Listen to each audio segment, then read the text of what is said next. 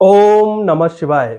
मित्रों, इस वीडियो में मैं आपको एक ऐसी जानकारी दूंगा जिससे आपके जीवन में बार बार जो समस्याएं आती हैं, आप किसी एस्ट्रोलॉजर के पास जाते हैं और उनके द्वारा दिए गए उपाय भी आपके जीवन में काम नहीं करते हैं, आप समस्याओं से नहीं निकल पा रहे हैं, तो आपको ये चीज करनी चाहिए। लेकिन इस बात को बताने से पहले मैं एक स्टोरी के माध्यम से आपको कुछ बताना चाहूंगा ताकि आपको चीजें ठीक तरह से समझ में आए। तो दोस्तों, आपने रावण के पुत्र मेघनाद का नाम जरूर सुना होगा, जिसको इंद्रजीत नाम भी दिया गया था। ये इंद्रजीत नाम इसलिए पड़ा था क्योंकि मेघनाद ने इंद्र के आसन को जीत लिया था, यानी इंद्र को जीत लिया था और उसके आसन पर वो विराजमान हो गया था, क्योंकि इंद्र को उसने परास्त कर दिया था और इंद्र को उसने बंदी बना लिया था।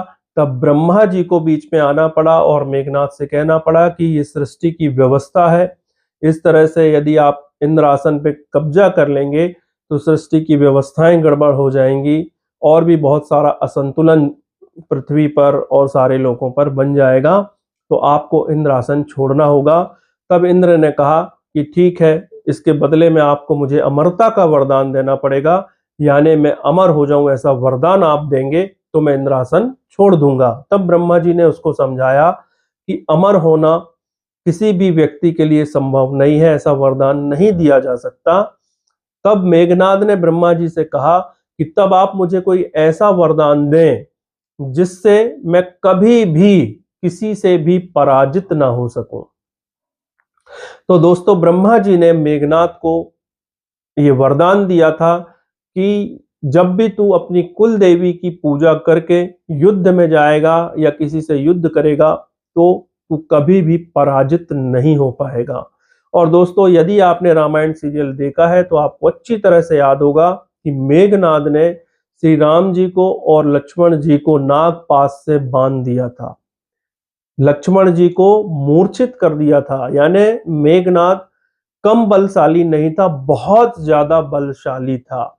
और वो लक्ष्मण जी से जब आखिरी युद्ध करने जा रहा था तो वो अपनी कुल देवी का यज्ञ करने गया था। तब विभीषण जी ने राम जी और लक्ष्मण जी को ये बात बताई थी कि यदि मेघनाद अपनी कुल देवी का यज्ञ पूर्ण कर लेता है और उसके बाद युद्ध क्षेत्र में आता है तो उसको पराजित करना नामुमकिन हो जाएगा, असंभव हो जाएगा।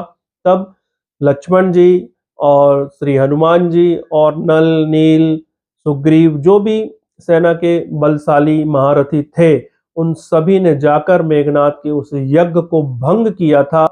तभी लक्ष्मण जी मेघनाद का वध कर पाए थे। अब दोस्तों, इस स्टोरी से क्या मैसेज है?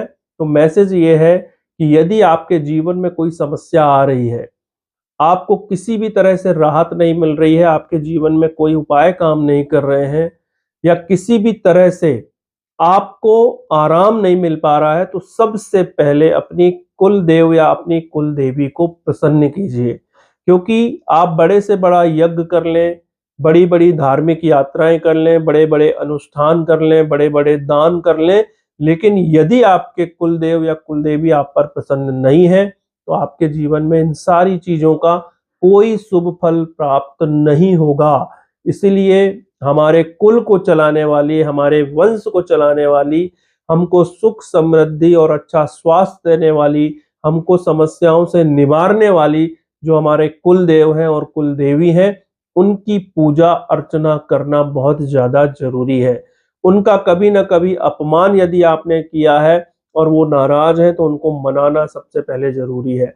तो अपने बुजुर्गों से जानिए कि आपके कुल देव और कुल देवी कौन है, उनको कौन सा भोग लगता है, किन किन समय में उनकी पूजा आराधना विशेष रूप से की जाती है, उनको कैसे स्मरण किया जाता है, उनके मंत्र क्या है, उनका स्थान कौन सा है, और उन जगहों पर साल में 2 बार 3 बार जाना शुरू करिए, उनको भोग चढ़ाना शुरू करिए और कुल देव का प्रतिदिन स्मरण करिए, उनका पूजन अर्चन करिए। तो आपके जीवन में जो समस्याएं हैं वो समस्याएं धीरे धीरे कम होने लगेंगी, उपाय भी काम करने लगेंगे और आप देखेंगे कि आपकी दिन प्रतिदिन प्रगति होने लगेगी, आपके जीवन की बाधाएं स्वतः ही कम होने। तो दोस्तों इस वीडियो में मुझे यही जानकारी देनी थी, अपनी कुल देवी को मनाइए, कुल देव को मनाइए, उनको कभी भी उनकी उपेक्षा मत कीजिए। तो दोस्तों आशा है कि वीडियो में दी गई जानकारी आपको पसंद आई होगी। यदि हमारे वीडियोस आपको अच्छे लगते हैं तो हमारे चैनल को जल्दी से सब्सक्राइब करिए, ज़्यादा से ज़्यादा लाइक करिए और ज़्यादा से ज़्यादा लोगों में शेयर करिए। अगर कुछ पूछना है तो कमेंट करिए। मिलते हैं अगले वीडियो में। ओम नमः शिवाय।